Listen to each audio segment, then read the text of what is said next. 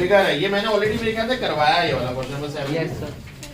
उसमें मिरर ऐसा है, अरे बहुत इजी है यार, रूल्स में लिखवाया है, रूल्स में भी लिखवाया है। ये देखो यहाँ O बना रखा है, P बना लेना अपने आप, ठीक है।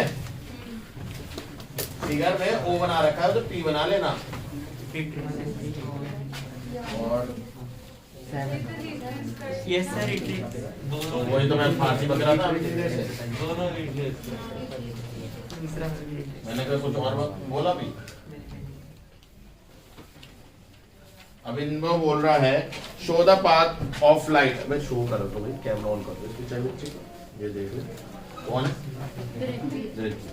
वो कह रहा है show the path of retrace, मतलब पाथ आफ्टर रिफ्लेक्शन।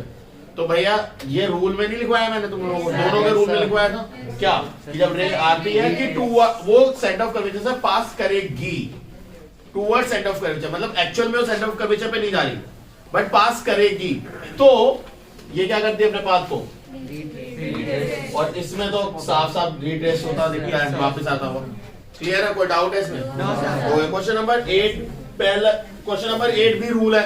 अगर आप देखो पैरेलल आ रही है रे, पैरेलल आ रही है तो क्या होगा, पास टू फोकस किसमें, कॉनकेव मिरर में, कॉन्वेक्स में it appear that it coming from focus. क्या बोलते हैं, it appear that it coming from focus. ठीक है, नेक्स्ट क्वेश्चन नंबर 9 रीड करो कोई भी। Explain why a light ray appearing from the center of the curvature of a spherical mirror retraces its path after reflection. Retrace its path, Yes, sir. बताओ after reflection spherical mirror से retrace, parallel mirror से। अगर मैं आपसे यही question plane mirror से बोलूं तो आपकी क्या कंडीशन होगी, नॉर्मल है। सबसे बड़ा जो कॉन्सेप्ट आपका लेके आएगा वो ये है कि वो मिरर के क्या है, नॉर्मल। मिरर से जब वो नॉर्मल होता है, अगला क्वेश्चन वो आपसे टीचर ये पूछेगा, अगर वो मिरर के साथ नॉर्मल है, मतलब मिरर ऐसा है और वो 90 डिग्री ऐसे गिरी, तो सबसे पहला उसका क्वेश्चन आने वाला है, आप कैसे कह सकते हो वो रिट्रेस करेगा। ये हमने एक्चुअल में फिनोमेना रट रखा है कि वो नॉर्मल गिरेगा तो रिट्रेस करेगा, बट आपसे वो पूछेगा अगर मिरर है तो ये रिट्रेस क्यों कर रहा है, तो आप क्या बोलोगे? अभी भी वो आप दूसरा स्टेप पहुंच गए, पहला स्टेप अभी भी नहीं आया। पहला स्टेप जानना है मुझे, क्यों? अभी भी दूसरे पहुंच गए, अभी दूसरे, अब तुम तीसरा बोल गए। कौन सा जीरो हुआ, कौन सा एंगल जीरो हुआ, incidence.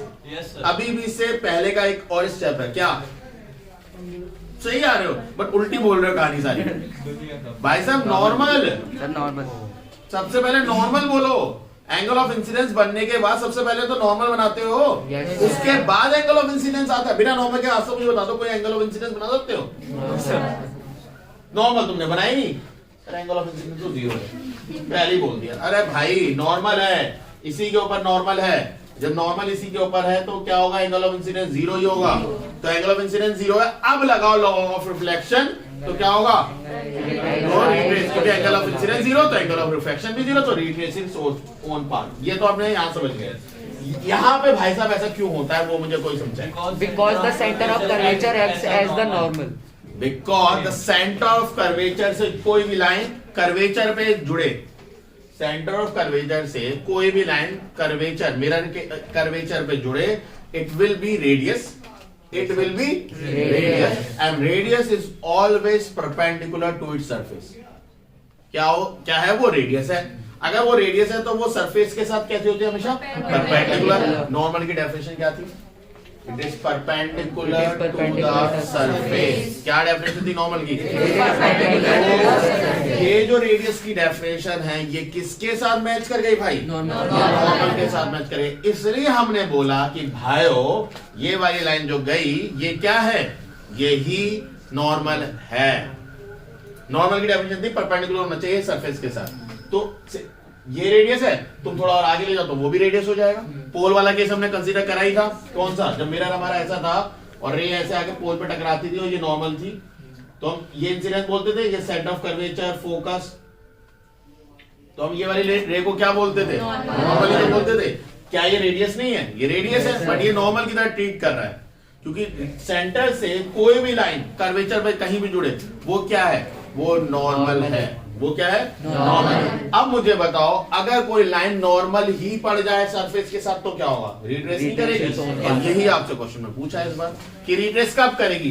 When it pass through centre of curvature और it going towards the centre of curvature. इसमें क्या होगा? It's pass through centre of curvature और इसमें क्या होगा?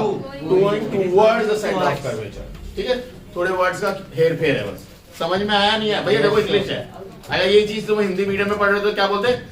सेंटर ऑफ कर्वेचर से होके गुजरेगी, सेंटर ऑफ कर्वेचर की तरफ जाएगी। बस इतना फर्क लाना है। अब वो तुम्हारी इंग्लिश कितनी स्ट्रांग है पता चल जाएगा। चलो, इंग्लिश बहुत तेज बोलता हूं मैं, इंग्लिश इंग्लिश इंग्लिश। ठीक है, अब तुम ऐसे वाले हो या एक्चुअल में इंग्लिश को समझते हो, वो अब आपके ऊपर है। ठीक है, कोई डाउट तो नहीं है किसी को? नेक्स्ट, फटाफट। Draw a ray diagram to show the image of an object placed between pole and focus on a camera. ये मैंने सारे डायग्राम बनाए हैं, प्रीवियस वीडियोस में जाके चेक कर लेना। सारे डायग्राम, इवन इनफाइनाइट वाला तुम्हारी बुक में एक ही डायग्राम है, मैंने उसके भी 2 बनवाए हैं। Yes sir. कि अगर पॉइंट ऑब्जेक्ट पे बने, मतलब बिल्कुल पॉइंट बने, या थोड़ा सा बड़ा बने, यानी फोकल प्लेन पे, जो तुम्हारी बुक में है भी नहीं, वो भी मैंने तुम्हें बनवाया। तो अब थोड़ा सा ना इसको खोलो, टिंग टिंग बल्ब जलना चाहिए यहाँ पे। बना लोगे नहीं बना पाओगे? Yes, sir. कौन सा मिरर की बात है? कॉन्केव। ऑब्जेक्ट कहाँ रखा है? पोल और फोकस के बीच पोल है? फोकस के तो बीच में। जल्दी से मुझे बताओ किसको इसकी प्रॉपर्टी नहीं पता? पोल और फोकस के बीच में, इसका मतलब आपने वीडियोस नहीं देखी है ना? क्योंकि पोल और फोकस के बीच का एक ही डायग्राम था, कौन सा? अगर ये ऐसा है और ये पोल है, ये फोकस है, ये सेंटर ऑफ कर्वेचर है, कोई ऑब्जेक्ट यहाँ रखा है तो यहाँ से जाता था, फोकस से पास होता था, ये रे फोकस से पास होती थी।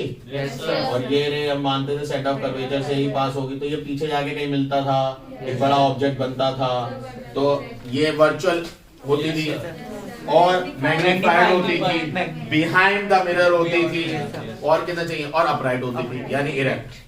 तो बेटा जी, अगर वीडियोस नहीं देखी हैं तो प्लीज, पहली बार टीचर रिक्वेस्ट कर रहा होगा स्टूडेंट से, वरना स्टूडेंट्स करते हैं, देखो वो तुम्हारी बेनिफिट के लिए। मेरा बेनिफिट अगर उसमें हो रहा होता तो बहुत अच्छी बात थी, बट कुछ नहीं हो रहा बेनिफिट अभी। ठीक है, बट तुम्हारा बेनिफिट हो जाएगा उसे देखते, तुम्हारी नैया पार हो जाएगी 9th की। ठीक है, तुझे देखो, वो तुम्हारे बेनिफिट्स के लिए रिकॉर्ड कर रहा हूँ। ठीक है, नेक्स्ट बताओ फटाफट। Draw a diagram to show the image of an object placed at focus of the concave mirror. अगर कॉन्केव मिरर को फोकस पे रख दोगे तो इमेज क्या बनेगी? इनफाइनाइट। और कैसी बनेगी? Sir, real and inverted. Real inverted. देखो, ये वो 5 केस थे कॉन्केव के जो होते थे, मैंने याद है जिसमें उल्टा उल्टा बताया था, मेरठ और मुजफ्फरनगर वाला तरीका, वही वाला। ठीक है, next. Draw a diagram to show the image of an object placed between focus and center of curvature of कर सकते हो? Yes, sir. इसके उल्टे डायग्राम्स भी प्रैक्टिस करो। उल्टे डायग्राम मतलब कैसे? वो इमेज की पोजीशन तुम्हें बता देंगे। अभी किसकी पोजीशन बता रहे हैं हमारे क्वेश्चन में? ऑब्जेक्ट की। अगर मैं तुमसे पूछूं, इमेज बन रही है सेंटर ऑफ कर्वेचर और फोकस के बीच में, अब बताओ ऑब्जेक्ट कहाँ रखा है? लगी थोड़ा टाइम। Yes. तो प्रैक्टिस इतनी होनी चाहिए कि ऐसा हो, beyond beyond C, C. Centre of curvature से पीछे, जब वो सेंटर ऑफ कर्वेचर और फोकस के बीच में इमेज बनाएगा। और कैसी बनाएगा? So magnified. Magnified, diminished. अगर मैंने उल्टा पूछा था, मैंने इमेज सेंटर ऑफ कर्वेचर और फोकस के बीच में बनवाई है, ऑब्जेक्ट पीछे रखा है, तो ऑब्जेक्ट के कंपैरेटिवली इमेज कैसी बन रही होगी? डिमिनिश्ड, छोटी इमेज बन रही होगी। इन्वर्टेड या अपराइट?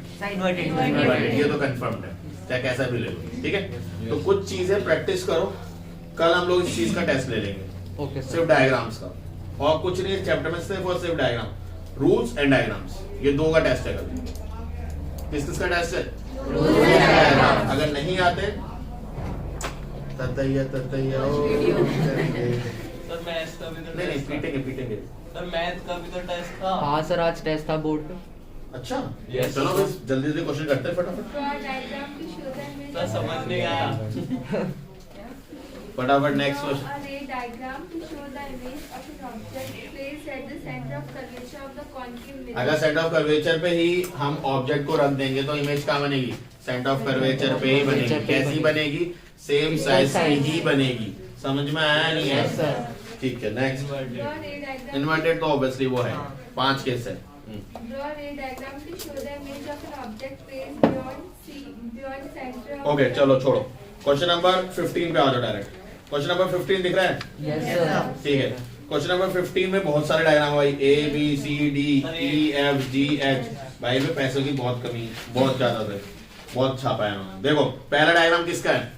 ऑब्जेक्ट जो रखा है, जो ऑब्जेक्ट है ना, फोकस और सेंटर। तो फोकस और सेंटर ऑफ कर्वेचर, इमेज क्या बनेगी? बियॉन्ड सी। डायग्राम बना सकते हो? जो डायग्राम इनकम्प्लीट दे रखा है उसको कंप्लीट कर लेना, ठीक है। नेक्स्ट बी वाला कहाँ रखा है? सेंटर ऑफ कर्वेचर में, जिसकी अभी हम बात कर रहे थे। सेंटर ऑफ कर्वेचर में रखोगे तो इमेज भी कहाँ बनेगी? Centre of curvature. नेक्स्ट पोल पे, पोल पे रख दिया? नहीं, फोकस और पोल के बीच में रखा है, तो इमेज क्या बनेगी? ये वाला केस है, बिहाइंड द मिरर। और कैसी बनेगी? अपराइट, डायरेक्ट बोल दे इसे, ठीक है। ये वाला ना बच्चे, ओ sorry sorry sorry sorry, third वाला आपका वो है कि ऑब्जेक्ट बहुत इनफाइनाइट पे, तो इसे इमेज को पूरा करना है। पोल वाला केस जो चौथा मैंने बताया था डायग्राम, ठीक। अभी कहाँ बनाया हमने? कहीं ये वाला थीटा एंगल पे आया तो थीटा एंगल पे चला जाएगा, बस खत्म, एरो बना दो। सर इमेज कहाँ बनी? है ही नहीं हमारे पास ऑब्जेक्ट, दूसरी दो रो होनी चाहिए ना, दो रे है ही, दे नहीं रखी क्वेश्चन में, तो हम क्यों अपनी तरफ से क्यों करूं इनोवेटिव बनूं? नहीं, दूसरी रे यहाँ से आई होगी, क्यों आई होगी? नहीं आई, नहीं आई, मैंने भी नहीं बनाई। नेक्स्ट फोर्थ वाला कर लोगे? ओके, ये रहा फोर्थ वाला, ठीक है। और बहुत समझदार लोग हैं, ई वाला जो डायग्राम दे रखा है ना, वो भी फोर्थ वाला ही है, बस मैंने एक गायब कर दी भाई ने हमारे, ठीक है। एफ वाला फोकस पे रख दिया तो इमेज क्या बनेगी? इनफाइनाइट, ऑलमोस्ट पैरेलल जो होती। ओके, ये आ रहा है फोकस से पास होती, ये रूल है, अगर फोकस से पास होती जाएगी तो कैसी हो जाएगी? Parallel to principal axis. और लास्ट वाली सेंटर ऑफ कर्वेचर से हल्की सी पीछे है, ध्यान से देखो, तो बिटवीन एफ एंड सी बन जाएगी इमेज, ठीक है। बना लोगे? कोई डायग्राम में कोई प्रॉब्लम है तो बताओ। अगर आप प्रीवियस कोई भी वीडियो देखो, सारे डायग्राम्स मिल जाएंगे उसमें, ठीक है, देख के करना। Okay, next Write two uses of concave mirror. Concave mirror के दो यूज बताओ। डेंटिस्ट में या डॉक्टर्स में, और हेडलाइट, और लुकिंग मिरर कहाँ पे? लुकिंग मिरर में मोस्टली हमारे यहाँ प्लेन मिरर यूज होता है, तो looking mirror specially in beauty places, beauty parlours. यहाँ से बाल बढ़ गया मेरे भैया, मेरे बाल को जाओ भैया, यहाँ जाओ मेरे भैया, वो वाली, ठीक है। Next, Focal length of a concave mirror is 15 centimeters. Okay, देखो ये अच्छा क्वेश्चन है। Focal length of a concave mirror 15 and object of length 5 is placed in the front of a mirror, ठीक है। अब ध्यान से सुनना, कौन सा कॉनकेव मिरर की बात कर रहा है? अब अगर मैं एक रफली डायग्राम बनाऊं, अभी कोई हम प्लेन डायग्राम नहीं बना रहे, वो आप लोग घर पे मुझसे बेहतर बना लोगे। अब पहले तो नहीं थे, अब ठीक है। ये अब फोकल लेंथ इन्होंने क्या बताई है? 15 तो रेडियस ऑफ कर्वेचर 30 हो गया, कोई डाउट है किसी को? जब उन्होंने डेरिवेशन करके भी देखा है, तो ये 15 तो ये 30, तो मैं यहाँ लिख दूं 15 सेंटीमीटर, अगर ये 0 है तो ये 30 सेंटीमीटर। अब जरा ऑब्जेक्ट बताओ भैया कहाँ रखा है? सर पढ़ो फटाफट। पहला 10 पे, दूसरा An object of length 5 centimeter in front, draw the knee diagram, the position is 10 centimeter, पहले 10 पे रखवाया है, तो यहाँ रखा है ऑब्जेक्ट, ठीक है, और 10 सेंटीमीटर पे, ठीक है। अब ध्यान से मुझे बताओ, 10 सेंटीमीटर मतलब पोल और फोकस के बीच में। अब घर पे मैंने आपको तरीका बताया, आप इस मिरर को ऑलमोस्ट स्ट्रेट बनाना। कैसे बनाओगे? तो आप ऐसे बनाओगे कॉपी में, ऐसा, ठीक है। मानेंगे हम ये मिरर है, ठीक है, और कौन सा मिरर है? कॉनकेव। तो कॉनकेव क्या करता है? अगर ऑब्जेक्ट कितना लंबा बोला है उन्होंने बनाने को? 5। तो ये सारी मार्किंग आप लोगों को स्केल से करनी है भाई, ठीक है। ये मार्किंग सबको स्केल से करनी है एग्जैक्टली। अगर आपको लगता है सर 15 और 30 ये तो पूरा पूरा पेज खा जाएगा हमारा, तो भाई इनको आधा कर दो, हाफ। समझ रहे हो नहीं समझ रहे हो? तो जो डायग्राम आएगा उसको फिर डबल कर देगा। नहीं आया समझ में भाई? अगर ये 15 है तो इसका आधा क्या होगा? 7.5। ये 30 है तो आधा क्या होगा? तो ये 7.5, ये भाई साहब 15 और ये 5। ठीक है, ये मत कहना सर ये कर दिया हमने, इसे तो नहीं कर रहे हम, फिर तो भाई भगवान मालिक है आपको, आंसर तो आएगा नहीं। अब साइज कितनी बोली है 5, तो कितनी लोग हैं 2.5. अब 2.5 के लिए हमारे पास रूल क्या था, parallel to principal axis pass to focus, तो ये ऐसे पास करा देना और इसको पीछे की तरफ बेंड कर देना अपने आप, ठीक है। कुछ नहीं करना तुम्हें, अपना बुद्धि मत चलाना। यहाँ से सेंटर ऑफ कर्वेचर से, क्योंकि मार्किंग तो ऑलरेडी तुमने करी होगी, तो यहाँ मार्किंग से एक लाइन ऐसे निकालना और जो कि यहाँ लगे, ठीक है। और कुछ नहीं करना, बस इसे पीछे की तरफ टेंड कर देना, यहाँ मिलेगी, अपने आप मिलेगी, और उसको यहाँ बना देना। ये A डैश B डैश बन जाएगा। कोई डाउट है तो बताओ जल्दी से। अब आपके पास A डैश B डैश आ गया, इसका साइज नाप सकते हो नहीं नाप सकते हो? जो साइज आएगा उसको डबल कर देना, जो भी साइज आएगा उसको डबल कर देना। वो क्या होगा, इमेज का साइज, कितना डिस्टेंस होगा उसको डबल कर देना, वो एक्यूरेट डिस्टेंस आ जाएगा। अब क्योंकि आपके पास फॉर्मूला नहीं है, मिरर का फॉर्मूला था 1/f = 1/b + 1/u। 11th में पढ़ोगे, 11 12 में आगे वाली क्लास में आएगा, अभी दे नहीं रखा, बट होता है फॉर्मूला। उसमें अगर आप डालोगे तो एक्यूरेट आंसर आएंगे। मैं एक काम करूंगा, कल मैं आप लोगों को पहले फॉर्मूला सिखाऊंगा, उसका ये वाला क्वेश्चन उस फॉर्मूले के बेसिस पे कराऊंगा। बट एक आंसर जरूर है, अगर आप यहां से इधर का डिस्टेंस पॉजिटिव ले रहे हो, इधर वाला डिस्टेंस पॉजिटिव ले रहे हो, तो वो आंसर क्या हो जाएगा नेगेटिव। समझ में आया? तो ऑटोमेटिकली उस फॉर्मूले में वो आंसर क्या आएगा नेगेटिव। अब कई बच्चे इस डिस्टेंस को नेगेटिव लेते हैं, तो ये वाला डिस्टेंस क्या हो जाएगा, सिंपल सर, ठीक है। इमेज, साइज, ऑब्जेक्ट ऊपर नाप रहे हैं, जितने भी इन्वर्टेड हमने अभी तक पढ़े हैं प्रीवियस चैप्टर्स में, उसमें सारे इन्वर्टेड नेगेटिव आएगा। नहीं समझे?